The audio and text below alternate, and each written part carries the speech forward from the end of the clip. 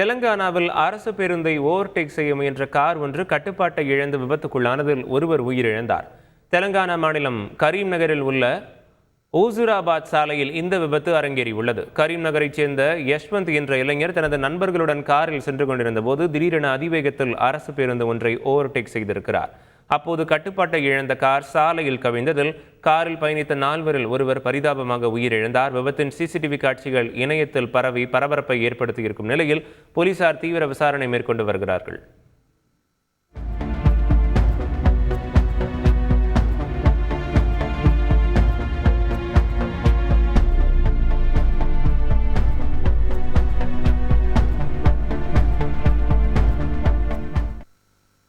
நீலகிரி மாவட்டம் கூடலூர் அருகே மின்கம்பத்தில் அரசு பேருந்து மோதிய நிலையில் மின்சாரம் தாக்கி ஓட்டுநர் உட்பட 2 நிகழ்விடத்திலேயே பலியாகினர்.